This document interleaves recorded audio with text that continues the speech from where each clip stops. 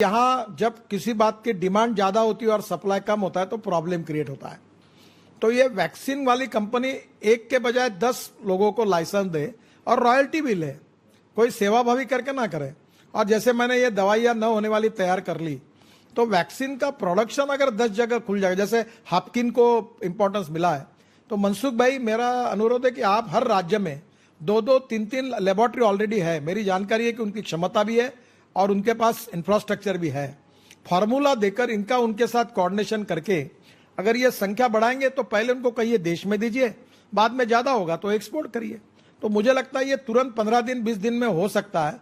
तो थोड़ा ये तो मेरे अंदर का विषय नहीं है, आप अनायसे दिल्ली में है, तो ये जो वैक्सीन का प्रॉब्लम है अगर इसमें सुलझाने में अगर आपको उचित लगे तो इसका जरूर विचार करिए। देखिए, ये बात जब किसी दवाई की कमी है, शॉर्टेज है, तो स्वाभाविक रूप से अब दुर्भाग्य देखो कैसा, अब ये बताते समय भी मुझे संकोच हो रहा है कि रॉ मटेरियल बाहर से आता है, पेटेंट बाहर का है और दवाइयाँ देश को चाहिए और दवाइयाँ हमारे पास नहीं है।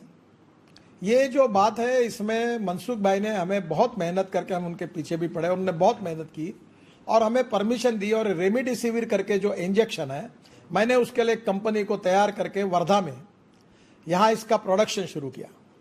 और आपको बताते हुए मुझे खुशी हो रही है कि आज के इसमें वो 30,000 पर डे इंजेक्शन बना रहा है। पूरे महाराष्ट्र के सब जिलों में हमने इतना सरप्लस कर दिया मनसुख भाई, लोग आपको दुआएं दे रही है कि आज कोई हमारे यहाँ इंजेक्शन मांगता नहीं, हम सरप्लस है। अब आप लोगों को कहीं हरियाणा में, पंजाब में, कश्मीर में, उत्तर प्रदेश में और कहीं जरूरत होगी तो मुझे फोन करो, मैं यहाँ के डिस्ट्रिक्ट कलेक्टर की अनुमति से आपको वहां इंजेक्शन देने की व्यवस्था करूंगा। तो ये हो नहीं सकता, ऐसा नहीं है। हमने वो लाया, रॉ मटेरियल लाया, सब कुछ किया, बहुत तकलीफ है, इस पर किताब लिखने लायक अड़चने आई थी, पर हमारे पॉजिटिविटी के कारण और मनसुख भाई के सहयोग के कारण फिर हम उसमें से निकल गए। राज्य सरकार ने भी सहयोग किया, हमारा प्रोडक्शन शुरू हो गया।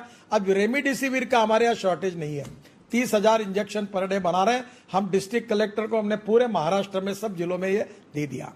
अब दूसरी अड़चन आई, वो जो आई है कि विशेष रूप से ये हमारे ब्लैक फंगस, ये मनसुख भाई ये भी एक बहुत इंपॉर्टेंट बात है।